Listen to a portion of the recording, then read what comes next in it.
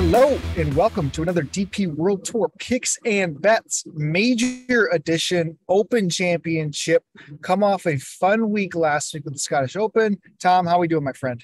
It's good. Yeah, it was a really fun week. It could have been more fun if Ju Young Kim got himself over the line. And then, of course, our guy, Matty Schmid at the Barbasol. But, it was really close. I think we kind of peppered it. We surrounded leaderboards. I thought Tyrrell Hassan, lit himself down a little bit over the weekend. But otherwise, I was pretty happy with what we did right. I think the process was there. And I think similar sort of lines of thinking this week. Maybe just a couple of different adjustments for St Andrews in particular. But I thought it was a good week, fun week. Xander was, good when he needed to be in the end. Very similar to the Travellers, didn't get it going until the final bit when it mattered and did it right. And that's a sign of improvement, I think. Many will say, it wasn't convincing again, but I would probably say it's good that he can win without his best stuff and hopefully he brings it next time. Yeah, I felt from a process standpoint, I think the PGA Tour, like if I summed up kind of the year and kind of leading into this, PGA Tour has been much kinder to us and to many throughout the year. And it felt getting that combo field and really dialing into the DP World Tour guys. I thought we were spot on. I mean, the results, obviously Ju Young's top five, and I don't know if I classify him obviously DP World Tour player, but I mean, that pays 2, 3, almost 4x some of the Xander numbers that were out there. Felt like we were aligned on a lot of guys that paid off on DraftKings. Valimaki had one of his better showings of, a long time for him in this type of field. Jordan Smith in the mix. You were very confident in him. It just felt like a really good week. And then you took that same momentum over to the Barbasol. And I would say the Barbasol felt as right as we've been all year. Like we were right there and should have been rewarded. I mean, really more than we had. And I mean, there was a chance you could have cashed the show on a 400-1 and a 90-1, 100-1, pick in 1 week. Like that was within the realm of outcomes, as we went down the stretch. And unfortunately, it doesn't go your way. And it ends up, not being near as profitable of a week. But I feel we're so close, man. I'm excited for the stretch run. Yeah, it's looking good. I mean, like you say, it's all ifs, buts, and maybes, of course. But we mentioned Hurley Long, we mentioned Michael Kim, mentioned Matty Schmid, Mark Hubbard. They were all inside the top 8. And then Yannick Paul was up there for a good period of time. There was a good period of time where there was 3 Germans in the top 10, and it was really nice actually to see how well they competed over there. You never know quite how it's going to translate. And I know the field was considerably weaker than normal, but it's still a great sign. So I liked it.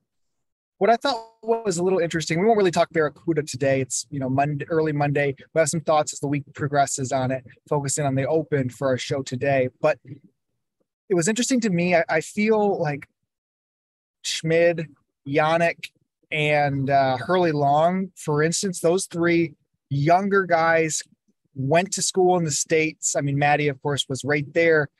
Even Gouvet, who was in the mix a little bit, went to college, I think in Florida. It just felt there was some type of American familiarity that might have helped some of these guys. Because it was almost like flipped. None of the DP World Tour guys ended up finishing that well at the Scottish Open. However, the leaderboard at the Barbasol was littered with those guys. And I think that almost makes the most sense. At the bottom of the PGA Tour field, events aren't near the same of what it is. And some of these mid-class DP World Tour guys can compete with those guys week in and week out. We're going to see it again at Barracuda. I'm excited for that. We're getting even more of those fringe guys, in my opinion, over to the CUDA this week. So I'm excited for that. And it just was a poor showing. I guess a poor final round. There were some that were around besides, I guess Kitayama's a PGA Tour guy now, but they didn't come through like we would have wanted. But I remain just as bullish about some of the DP World Tour guys making a huge impact on the Open Championship. Yeah, I think so too. I think, Dunhill Links is, you've got to, you're better at this in terms of passing out the data in terms of just specifically St Andrews at Dunhill Links. But it's refreshing to see the links to the golf course and having that kind of course form. It does get noisy when you just look at Dunhill Links results. You've got to be a little bit careful. But with links, I think to Carnoustie in 2018, there's a little bit of crossover, both, original designers.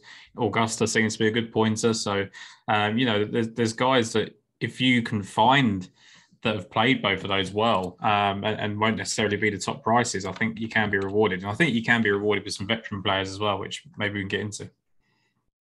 Yeah, and again, I think Open Championship week sets up differently from a betting perspective. We normally come in here ready to rip all of our cards for the week. It's just not the way you can go about it during Open Championship. The weather looked like it was going to be nothing at one point. Now it looks like it might pick up a little bit. I mean, it clearly had a massive impact last week at the Scottish Open. So we know it is a change in forecast away from making a huge, huge difference. So I'm excited like I put the first round leader ask out for the Scottish Open last week on Tuesday, and there was nothing. There was no wave split, no anything. And then me and you spoke on Wednesday in a live show, and you sort of said like something had been developed. And I was like, yes, it has.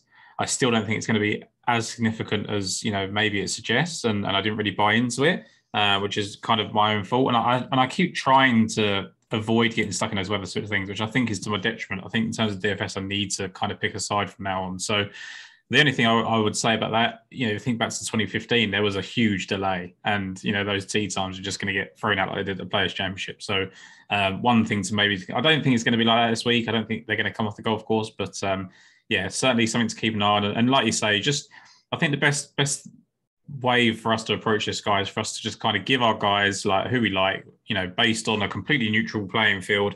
And then, the listeners and viewers can kind of take from that what they will. And, if tee times and weather splits starts to cause a factor, they can kind of put their own knowledge to that, I think. Yeah, and we're active on Twitter all week. You can ask us questions. You can find more articles and different shows that you'll be a part of. We're going to be together in Lost for Words, and we're going to talk in even more detail potentially about some of the guys up top, that we're interested in. It's just an interesting week. I think we can definitely round ourselves around some names, guys that can make an impact, and just go from there. So I think we start with the course. I mean, it's a historic major, the 150th Open Championship being at the home of golf, St. Andrews. I mean, we've seen golfers leading up. Tiger's been out there for a handful of days. We saw a lot of golfers who missed the cut, head right on over. Just the joy in the air of what St. Andrews brings. I mean, it's what all of us, golf guys dream of kind of being around and a part of. So it's going to be a very special week. Extremely excited. Late viewing or early viewing for wherever you live in the States, kind of the standard time here for you, but break down the course and I guess the way it could be impacted by the weather. And if it's not weather, what do you think could be taken advantage of? Yeah, so I think for me, it's a course that hasn't really changed. 7,300 yards basically, past 72, that has basically been playing like that for a long time. And back in the day when Tiger won it, he was far and away the kind of yardage leader and put that to good use. And Oosthuizen did the same. I think he led the field in driving distance. So you start to think, okay, distance has a huge advantage. And then Zach Johnson wins, right? And it's, what does that mean? Well, you had that kind of weather split. I think Zach Johnson then took advantage of the scrambling aspects of, Open Championships, which comes up. And, Dave Tyndall and Steve Rawlings at Betfair, have made some really good points. Like 3 of the 4 best scramblers at the 2015 Open actually finished inside the top 4 that week. And 7 of the last 8 Open Championship winners have ranked inside the top 7 for scrambling. So I think it has to be considered. The other thing I would say as well is that, and someone messaged me about this earlier, and they made a good point that my original stance on the DraftKings show I did yesterday was I think you can kind of rule out what happened last year at St. George's in terms of Open Championship. It didn't feel like a true Open Championship test. It was too low scoring. There wasn't any wind, etc. And then he said, but yeah, you're expecting low scoring at St. Andrews this week in the same breath. So how do you kind of pass it out? And it's tough. I just think I prefer this kind of Scottish course feel. I think Carnoustie is, a decent link, although it gets a lot tougher. It's also one that gets played in that 3-course rotation at Dunhill Links. And one of the really unique things, obviously, is the 14 par 4s, which, is going to have a huge impact. Jordan Spieth led the field, in par 4 scoring in 2015, finished 4th.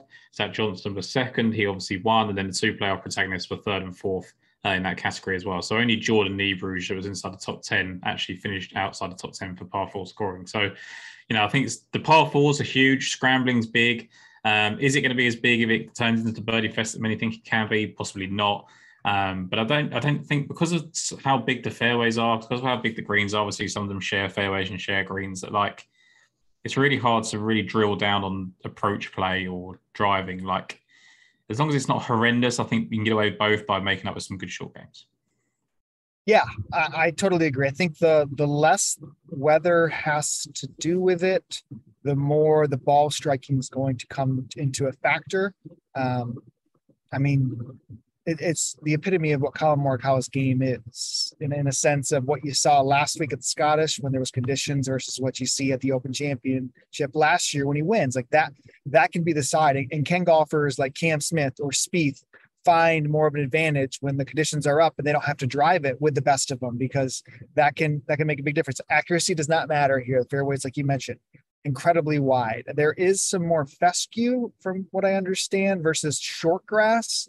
But it's like if you have to hit it miles offline to really bring that into play. I think the biggest defense, right, is the bunkers. Like, if you avoid the bunkers, you're pretty good. Like, that is the one remaining test that no matter what, happens with weather, like if you get stuck in one of those, you're making bogey, at the best. So try and avoid some of those bunkers. And like the greens are slow. Like, that's just, so it's a thing of Open Championships. So people that putt better on slower greens are going to be the advantage. I think people that play in Scotland more often than not, advantage. I do think there's a slight difference between Open Championships in Scotland versus kind of England and Ireland and things like that. But I just think there's a massive link to Augusta. It's the only trouble with that is is it just the elite players that play well at both? And, you play Augusta every year and it's, repetitive, and you play St Andrews 2 or 3 times in an elite career, like, you get used to it. So there's a lot of noise out there, and it's kind of hard to pass through that. I think what I would say is, I think this golf course would, like you said, if the weather's down, it's going to reward the people that are just hitting the ball the best, and the people that are, got the complete game, the informed players. I'm thinking the guys in like JT Poston and stuff. I feel like you're going to get a surprise player like that in the top 10, 12 that plays well just because the scoring suits. Like, I think Zach Johnson said for the first 11 holes in 2015, like maybe the final round, he had like nothing longer than an 8-iron. And like, that just shows that, like, with a wedge in your hand most of the time, you're going to be able to take advantage. So look at those guys with, great wedge play, great scrambling, par 4 scoring, and, you'd be pretty happy.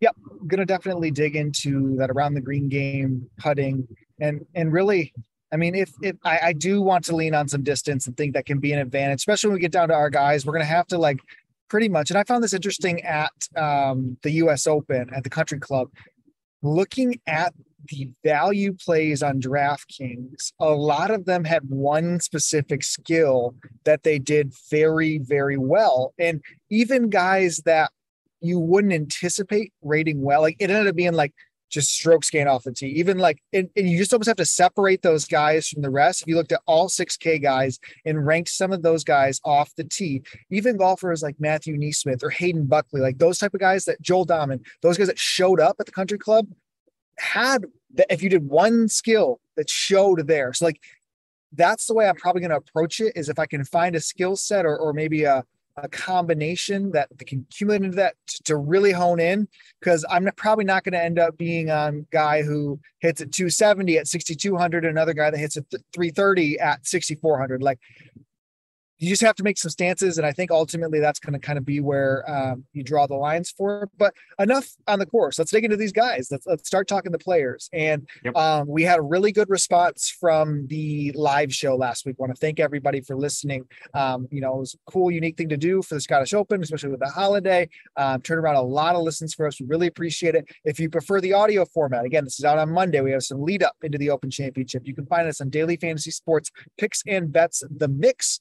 That's anywhere on any of your audio formats. This will be ahead for us for the next few weeks and or next few days leading up to that. So please rate, review, subscribe. It goes a really, really long way for us to continue this stretch run, as there's a lot of good golf on the DP World Tour and a lot of big events with some of these guys in there. So I don't even know if it's worth kind of diving into the top. I mean, we're not seeing, you can root for or find a reason to play or not play pretty much any golfer 9K and above. I guess my opening question before we even get into some of the DP World Tour guys is, what's your stance on some of the live players? Do you think, is there a difference in how you view them right now? Yeah, I think now that the ones that have played both for the first 2 events and have got settled, I think are, probably going to play closer to what they've done in the past. So DJ, Louis.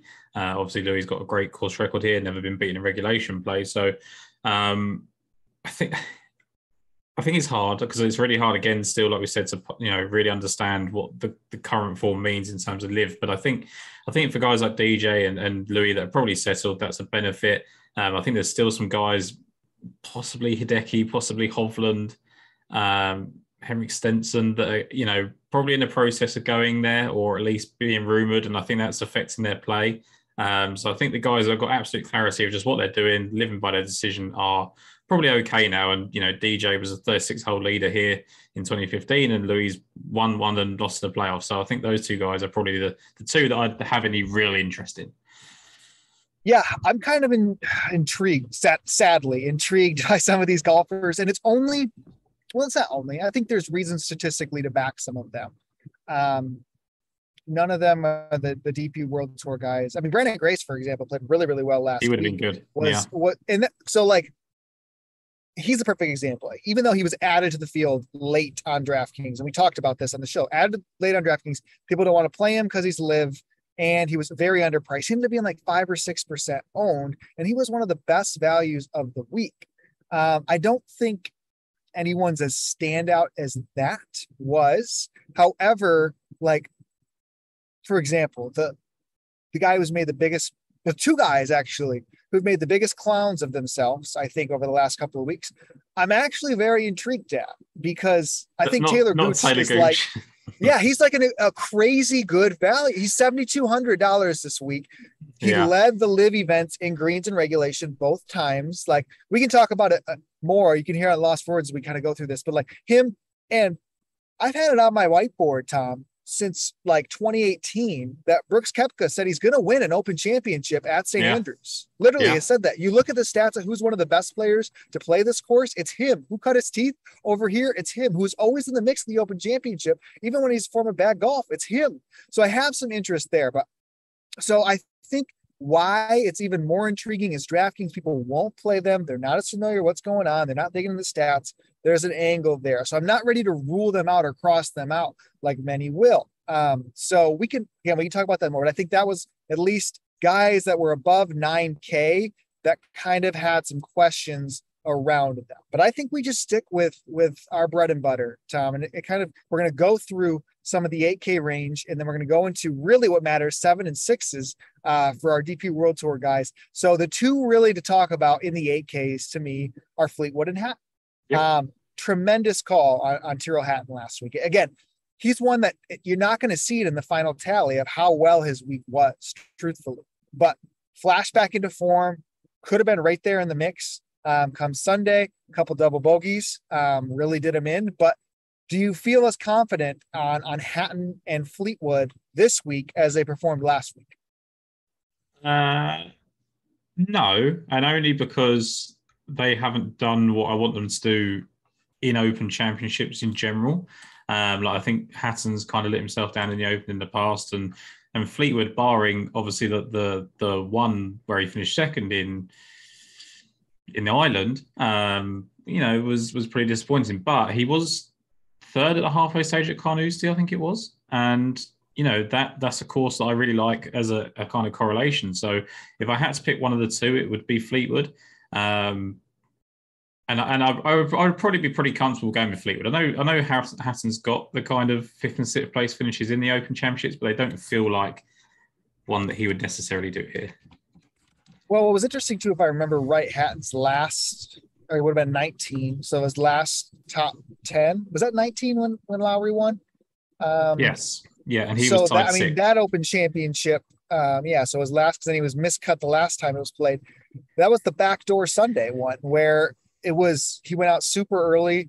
Same, I have to remind this to Jason tonight. Same story with Bob McIntyre that year too, where those guys really went low on Sunday to backdoor it, and really doesn't show as much of what their true week was versus how that weather split out that day. So, yeah, I mean, the interesting thing I would say about Hatton is I focused a lot of my no on the fact that he missed a cut here in 2015, right? But he missed his first 3 cuts in the Dunhill Championship as well. And he won 2016, won 2017, runner-up 2019, runner-up 2021, and should have won 2021, by the way. So he should be a 3-time winner there. So if you factor that in, the fact that he's a better golfer, one on the PGA Tour now, actually, as I'm kind of talking myself through it, I think I'm pretty, okay with Hatton as well. So I think Hatton and Fleetwood should be in lineups. Yeah, if you looked at just St. Andrews specific history, Hatton, he would be 10th of guys in this field, but he's played 13 rounds here. This is 2015 Open and beyond, gaining more than 2 strokes on the field. If you keep going down, you have Lowry in the mix there, who kind of skipped over the 9Ks, but we can probably make similar case conversation about Lowry. But then Tommy's right there next. These guys have a ton of experience here, and of course, have performed. So I think they're both definitely in play. As we early on and go, I wouldn't be ruling out any of them, but now we dip into the 7s. Yep. Tom, one call we nailed last week, man. We can't be paying these prices for Bob McIntyre. Like he's what, 75 to 1 to win this week. He's $7,800. Yeah. $7,800.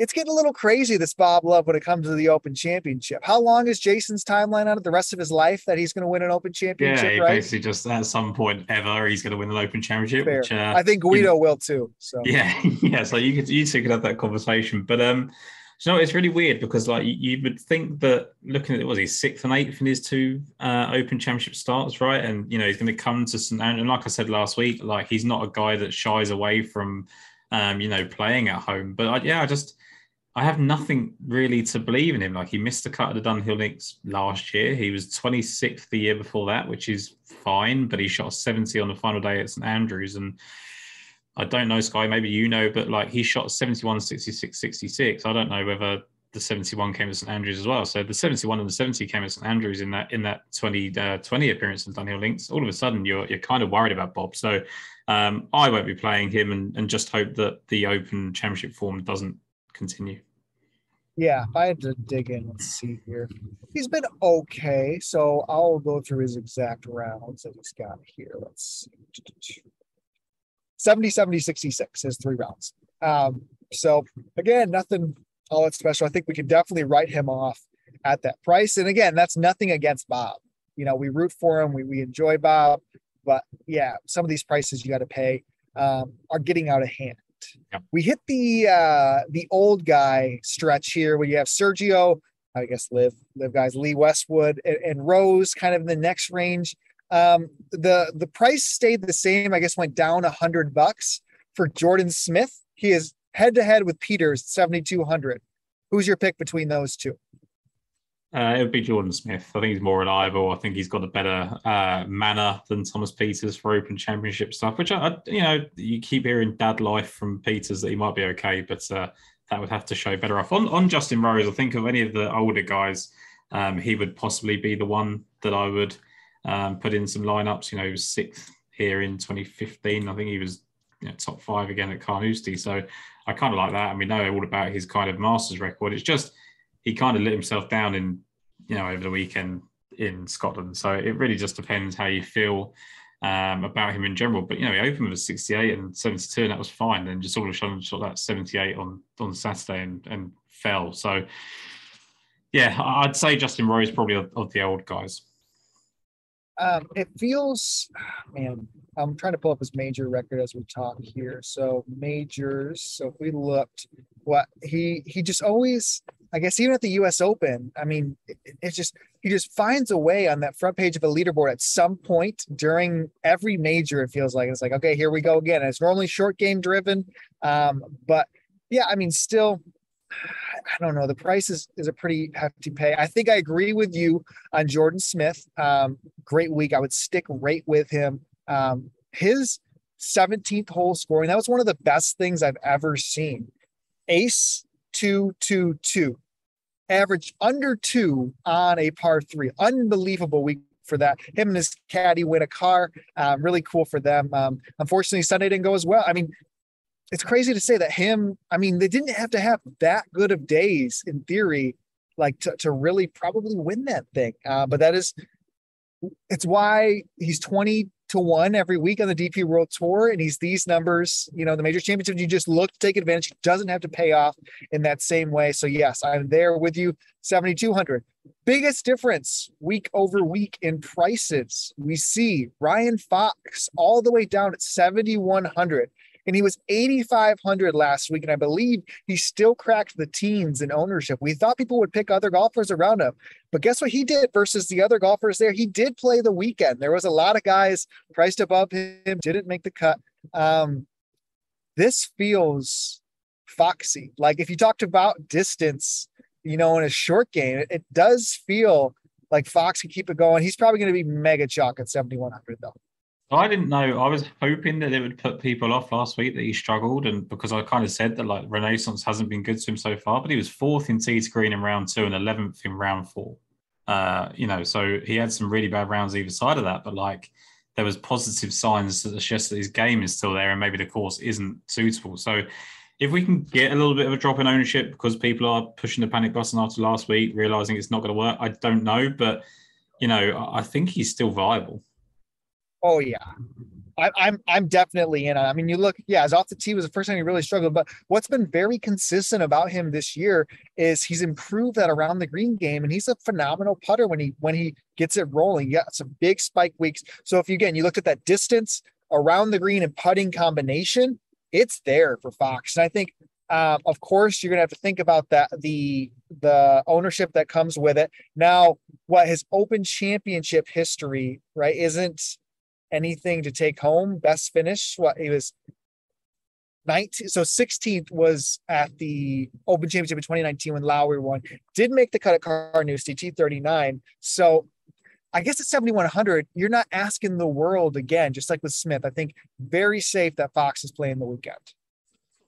30 finishes for both, and you'd be happy, right? So yep. I think they're both in the realms of that possibility. Any other guys for you at 7? I mean, like, I guess Danny Willett is someone that has played well in flashes this year, and it really scared me how bad he was last week. Like, he was terrible. Like, I was ready to play him in. Like, I was impressed with the Canadian Open, impressed with the British Masters, impressed with the Masters. Like, that Masters appearance come out of nowhere. Like, I really wasn't expecting that, which makes me believe that he could probably do that at St Andrews again, where he obviously won the Dunhill Links for us last year and finished 6th in 2015 at the Open.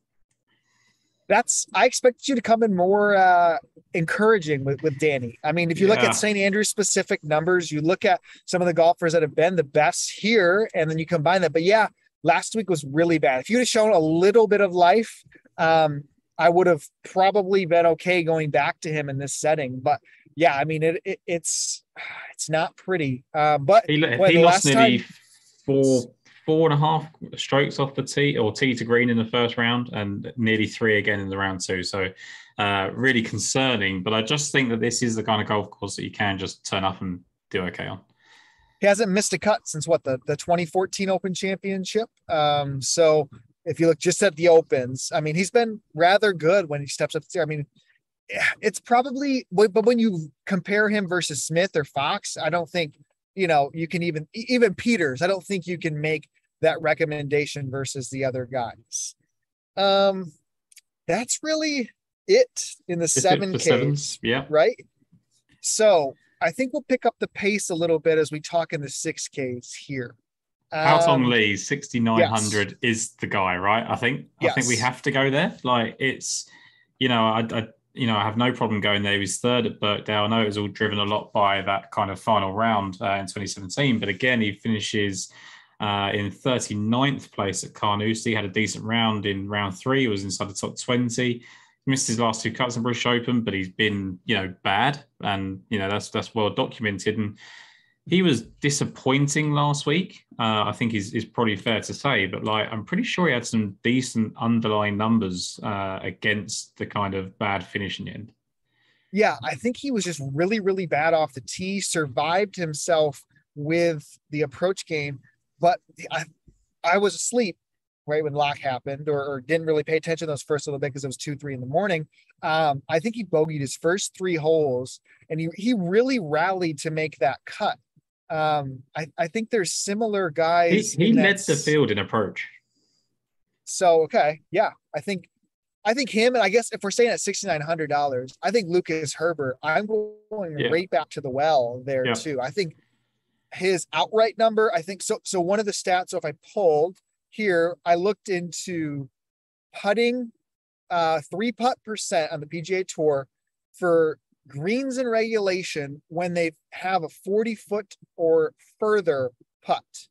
And so that would be, it's not perfect. It's not encapsulating everything, but Lucas Herbert leads the category in the least amount of 3 putts by and large. Like, it's not even really close. It's him, Patrick Reed, Tringali, Rahm, Xander, the top 5. Tringali popped 2 last week. It's pretty interesting, looking through those guys, but Herbert's game is built around upside, and a miscut, especially the way he did it. I mean, that was he was in great shape. Like I'm pretty confident he would play well this week based on the fact that he was doing everything right until the last minutes. Right? He just ejected. T6 halfway through the afternoon wave of the event. I 100% am back on him. 6,900 is criminal. I would prefer him to Haotong. But you're getting some of these guys. I think you always write the first round leader piece. So I think I might even dabble into first round leaders if we get a little bit of a win split and you target these specific type of guys, a Fox, a Herbert, a Haotong. If you can get some of them potentially triple digits on the first round leader. They offer deeper markets, top 5, top 10 when it gets to the majors on these first rounds. I think incredibly interesting there at $6,900. I've got a couple that I think are just worth just mentioning names. So I think that Padraig Harrington and Dean Burmeister would be interesting. I think Harrington's pretty safe, right? Like, which sounds ridiculous for someone of his age, but he's playing decent golf. He plays well when he drops down to the DP World Tour stuff and link stuff anyway. So I do like that at 6,700, and then I like Thomas Dietrich at 66. So yeah, I was just saying, I guess in theory, 6,900. I was gonna ask you about Arnaus. Do you have any? He played decent last week. He was up there early. He does have like one of the better rounds played. I think he opened like a 64 last time. I guess he finished 47th. I don't trust him as much as the $7,100 guys personally. No, I would just give it a miss, right? But I wouldn't. It wouldn't surprise me he made the cut. I think a lot of decent golfers make the cut here and don't do anything. And I think he could be among that, like Alexander Bjork. I think both of those guys. And I'd probably just play someone like Bjork just with the $300 discount, whatever it is on else. You brought up a golfer that I definitely want to keen in on. I'm trying to pull the price here. It's talking about $6,700, Dean Burmeister. I think Burmeister is very much in play in all aspects. I think I'll probably find himself in a top 20 bet if the weather's right. You know me, I like to ladder it up to an outright. So I think Dean, you look at him last week, he's just somebody who I don't know if I want to say like Herbert-esque, but like he's just going to pop on random weeks. I mean, you see him with a second place this year, followed by 3 missed cuts, followed by, a 21st, a missed cut, and then a 10th last week. His 10th last week at the Scottish Open was exceptional. Tee to green, I believe he was, 5th in the field. Xander, Smalley, Wyndham Clark, Dietrich, like you mentioned, Dean Burmeister 5th. I think that's very intriguing. Basically, to finish top 10 here or at Scottish Open without gaining strokes on the green is always impressive.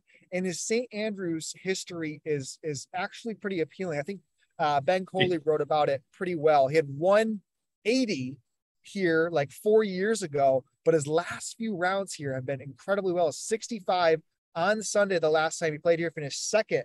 There. So I really like Burmeister this week.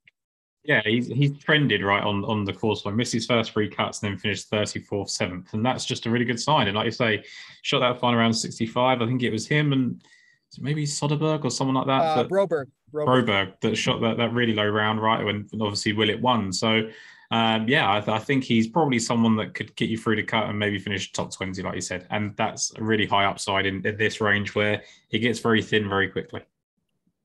Yeah, I'm trying to see if anyone stands out.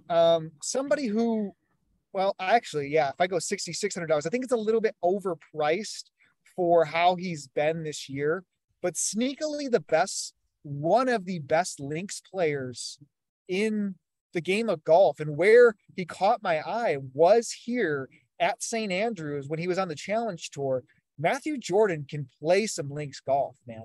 To make the cut last week, and this is how I felt about a lot of these guys, like Hautong, like Valimaki, like Herbert. Like there was enough there was enough flashes to get to the top 20 plus and just didn't really come through. And maybe they got out some of those blemishes and they can really carry on through a strong week. But if you look at golfers who have played a significant amount in this neck of the woods, I mean, Matthew Jordan, for the price that kind of around there, he's played pretty dang well in kind of this area of the world. I think he's intriguing. I wish it was like $200, $300, $400 cheaper. I don't think he's really deserving of a $6,600 price, but man, I would not be surprised to see him in a links type of day flash in that leaderboard. I think for him, it would be better if it got tougher. Yes. And that's, you know, something that always points towards good links players, right? And I think, like you say, he's a little bit more expensive, which is going to keep the ownership down, which is probably fine. I mean, you know, if I talk about the event as a whole, I like Wyndham Clark at 6,600. Oh, Tom, I love Wyndham Clark. Love him. So like Dietrich and Wyndham Clark for me at 6,600 kind of overtake Jordan. And we've got to go back to Ji-Young Kim at 65, right? Like first ever links start, and he finishes third in that field. I mean, Tom, he was so close. I mean, 23rd at the US Open as well. Yeah, I mean, he made like a 12-footer on that par 5, and then he stuffs it on 17, makes it. Sucks he missed that putt on 18. I'm so happy he didn't miss out of the playoff because that would have really stung. But he also had 15-foot birdie looks on 14 and 15. Like he really was setting himself up well. Loved his way he was. I just hope for him, he's one of those guys, if the conditions pick up, it's better for him. He is not long off the tee, so he's going to kind of lose that advantage. But if you're playing Spieth, if you're playing Cam Smith, these guys that maybe, I mean, Ji-Young is as accurate as they come, so he kind of has that in his bag. But he will be definitely one to track. I think you'll probably pull in a decent amount of ownership too down here because of last week. But it gets thin when you go below that. I don't know if there's any golfer, regardless of where they play, that is really catching my eye beneath him. It's pretty weird. It's like, you think of Jamie Donaldson, you think he'd be like a really good links player and a really good Open Championship player, and then he is not. He is terrible in both of those aspects. Bad in this course, bad in the Open. But he's 20th at the Irish and 6th at the Scottish Open. Like, that's quite eye-catching for a $6,300 golfer, but he's just been so bad in both this golf course and the Open Championship in general. For sure. I think we flew over Min Woo. He's another one when you look at distance and short game. I guess he was 6,900 with the other guys. Yeah, I mean, I did that on purpose. Surprised. I don't know. I prefer others there. But so we've ran through, I guess, anybody that I feel like would be in play for me from the DP World Tour side, guys that we've hit on here. Probably the most confidence, like you mentioned, 6,900 for me, going right back to Lucas Herbert. I'd say him and Burmeister would be my most two confident guys that I'd be planning on putting in some lineups, barring weather changes right now. What, just from the lower range or across the whole? I guess you could go across the board, yeah. Yeah. So, I mean, obviously, I'd probably go with one of Fleetwood or Hatton, but like maybe Jordan Smith, 7,200 would probably be my guy. Okay. But that would be based on, I don't think he can ever win. And I don't think he can even probably top 10. I think he'd be 15th to 20th, which would be a good week. Yeah, that 100% would pay off kind of that salary range. Yeah, no, I'm excited to mix these guys in. I'm excited for the week. Tom, looking forward to our show together, Lost for Words. Looking forward, of course, what Mayo Media Network continues to put out. We have the Ander curse on one of my favorite golfers this week, with Zalatoris. But excited to see what this week brings. It's as good as it gets, man. 150 to open. If you let's give the viewers and listeners very quickly, like, just ignoring the DP World Tour players and not from that angle, like if you're picking a guy to win, do you have someone yet, or is you still got to wait? Gosh, man, it's tough. I always have a very tough time picking from the top of the leaderboard. Yeah, or the top of the odds board. There's nobody. But I think we're both better at finding value plays, right? And that's kind of our edge. But I think this time around, I'd feel really stupid if I left out Xander or Spieth. Yeah, I just think those conditions.